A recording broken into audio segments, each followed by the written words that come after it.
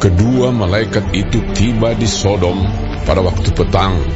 Lot sedang duduk di pintu gerbang Sodom, dan ketika melihat mereka, bangunlah ia menyongsong mereka, lalu sujud dengan mukanya sampai ke tanah, serta berkata, Tuhan, silakanlah singgah ke rumah hamba-Mu ini. Bermalamlah di sini dan basuhlah kakimu. Maka besok pagi, Tuhan boleh melanjutkan perjalanannya. Jawab mereka, Tidak, kami akan bermalam di tanah lapang. Tetapi karena ia sangat mendesak mereka, singgahlah mereka dan masuk ke dalam rumahnya. Kemudian ia menyediakan hidangan bagi mereka. Ia membakar roti yang tidak beragi, lalu mereka makan.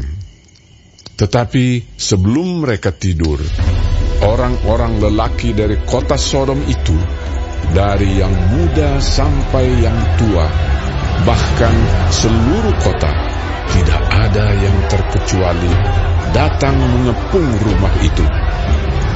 Mereka berseru kepada Lot, Di manakah orang-orang yang datang kepadamu malam ini? Bawalah mereka keluar kepada kami, supaya kami pakai mereka. Lalu keluarlah Lot menemui mereka ke depan pintu.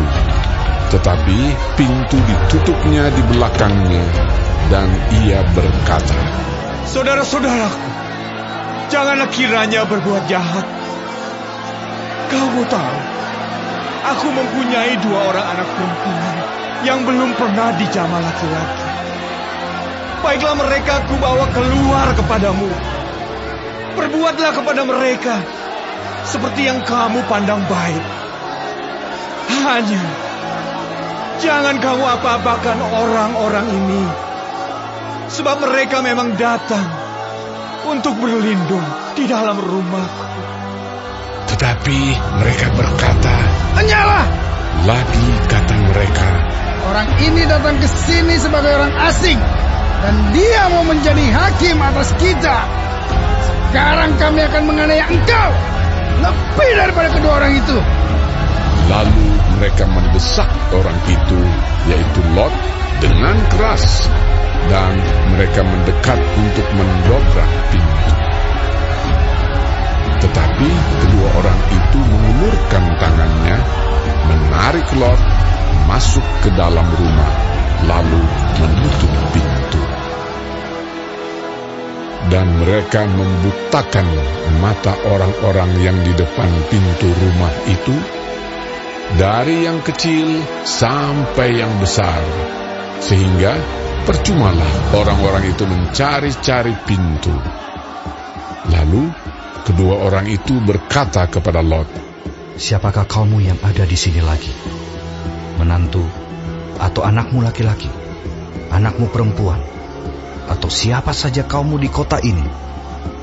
Bawalah mereka keluar dari tempat ini, sebab kami akan memusnahkan tempat ini, karena banyak keluh kesah orang tentang kota ini di hadapan Tuhan. Sebab itulah Tuhan mengutus kami untuk memusnahkannya. Keluarlah Lot, lalu berbicara dengan kedua bakal menantunya, yang akan kawin dengan kedua anaknya perempuan. Katanya, Bangunlah, keluarlah dari tempat ini, sebab Tuhan akan memusnahkan kota ini. tetapi ia dipandang oleh kedua bakal menantunya itu sebagai orang yang berolok-olok saja. Ketika fajar telah menyingsing, kedua malaikat itu mendesak Lot supaya bersegera. Katanya, Bangunlah, bawalah istrimu dan kedua anakmu yang ada di sini, supaya engkau jangan mati lenyap karena kedurjanaan kota ini. ketika ia berlambat-lambat, maka tangan istri dan tangan kedua anaknya dipegang oleh kedua orang itu, sebab Tuhan hendak mengasihani dia. Lalu kedua orang itu menuntunnya keluar kota dan melepaskannya di sana. Sesudah kedua orang itu menuntun mereka sampai keluar, berkatalah seorang, Larilah, selamatkanlah nyawamu. janganlah menoleh ke belakang, dan janganlah berhenti dimanapun juga di lembah Yordan. Larilah ke pegunungan, supaya engkau jangan mati lenyap. Kata Lot kepada mereka, Janganlah kiranya demikian, Tuanku. Sungguhlah hamba-Mu ini telah dikaruniai belas kasihan di hadapan-Mu.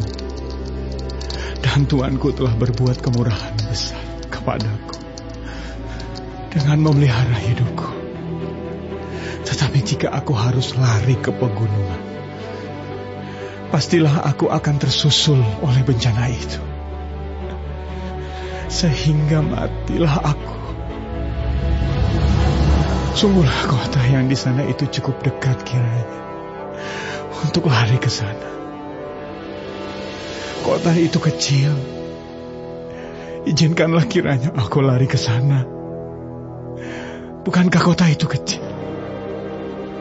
Jika demikian, nyawaku akan terpelihara.